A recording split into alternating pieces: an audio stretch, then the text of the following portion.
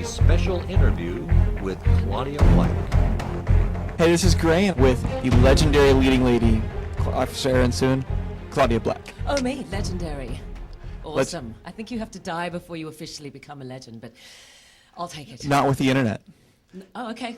Fair enough. We're redefining things on the net as we speak. Absolutely. Okay. So it's been 10 years since your show, and I was at this panel yesterday where I don't think Moses could have parted that crowd to get out of there. What does that feel like? I have to say that was really the highlight so far for me of DragonCon. I'm always interested to know who the people are in the audience, and I'm more interested to hear what they want to know and what they want to get out of the panel experience rather than us just sitting up there and saying whatever we feel like.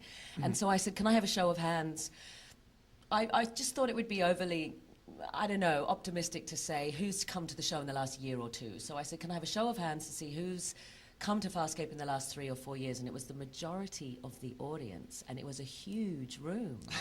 And everyone, I've got chills now. Look, I don't know if you can see that, but just thinking about it, all of us sitting there on the panel, we're just shocked that there were so many new people coming to this program, and it's what we'd always hoped. Oh, wow. That it would continue to build an audience. All the fans, what I do whenever I meet oh, by the way, you have to come over, we're watching FarScape. It gets passed mouth to mouth. It is fantastically spread like that. That's what everyone's saying, that it is word of mouth, and I think that sort of confluence of timing when the internet and the whole concept of bulletin boards and blogging was becoming, coming very much to the fore when FarScape came out, and so we were able to get this incredible online community of people, and then the conventions then add to that because they can actually meet and have a proper sort of face-to-face experience. Which is really great for us. And Yeah. so I guess when you put out a really good product like that that's so quick and so much depth to, then you get fans who can appreciate that, and you have a really good following of folks. I'm so proud of the show too, and when we were down at Comic-Con they showed a montage of some of the show highlights, some of the great visuals before we went on stage with Rockney and Brian. And I was teary, and I know I'm getting older, and I know I'm a mum now, so like my heart just bleeds constantly and it's sort of open 24/7.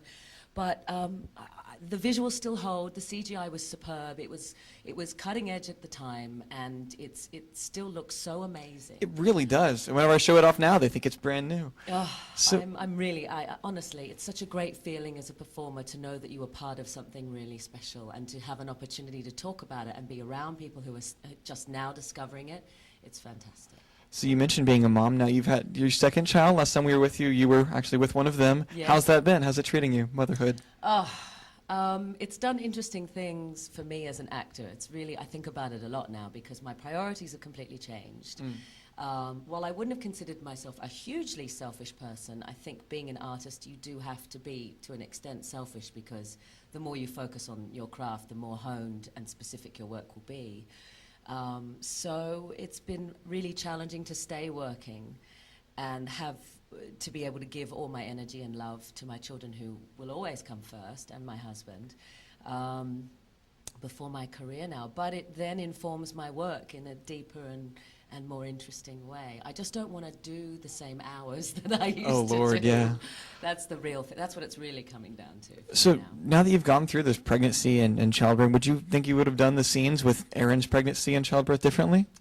Oh, it's such a good question, because we saw on the page, they end up in this fountain, and she gives birth in water, and Brian Henson had this great visual of the baby coming out underwater, and the parallel with my life, it was utterly bizarre that I ended up giving birth in an odd place, so just as Aaron did. We haven't heard that story, actually. What is that? Well, I really wanted a home birth, and everyone in my community, scientists and doctors, parents, family, were saying, oh, no, too risky, and my father's an OBGYN, so he was very much against that idea. That's because a big he knows finger wag right there. Exactly. So I'm going to do what my daddy doesn't want me to do. I'm going to give birth in space.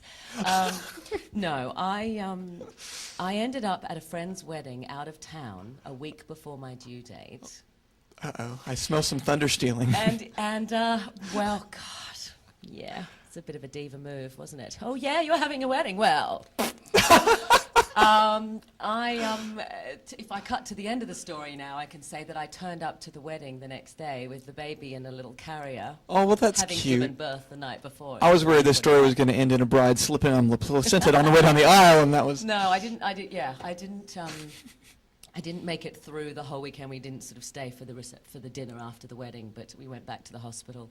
But it was so funny because straight after I gave birth, I ended up in a hospital that specializes in water births. So I got my that is funny. dream birth, because I wanted a water birth at home, and I thought, okay, so it's not at home, but it's been attended by an obstetrician, so it's as safe as it can be. And Happy medium. And I learned this meditation technique with birth hypnosis, and I was really quiet through the whole labor, very cruisy. Birth hypnosis. Does that mean that you were not even sedated, no epidural? Correct.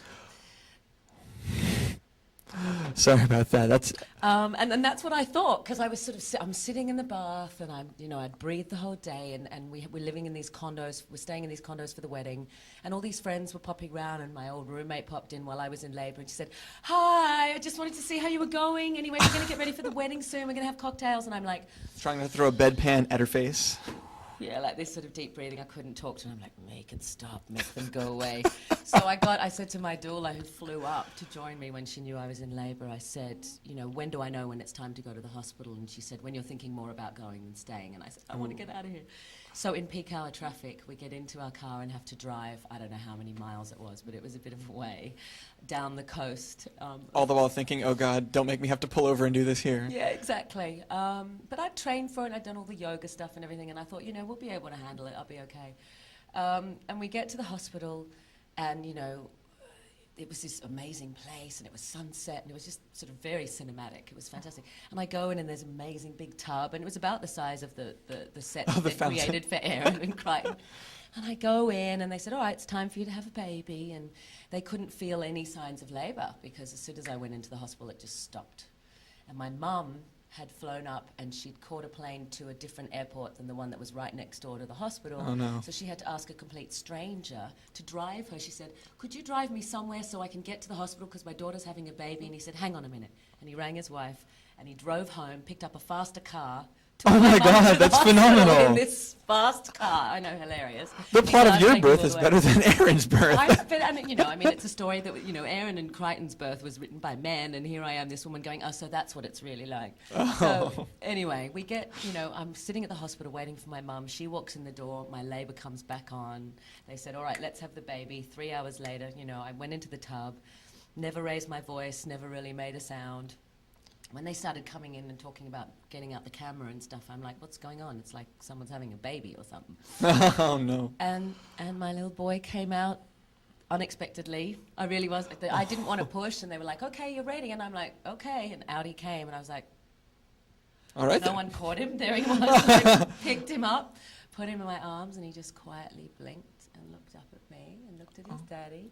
And, it was just so quiet and so unexpected the whole way it happened. And I remember thinking, if not exactly at that moment, but shortly thereafter, Erin's a pussy. She was screaming her head off. We had pregnant women on set at the time when we were filming it who were going, oh my God, I can't take this. If this is what my labor's going to be like, I can't hear this right now. One of them drops it right there. They left the set because they were so disturbed. I said, you do understand I'm an actor and I'm completely making this up. This isn't how birth has to be. Oh, wow.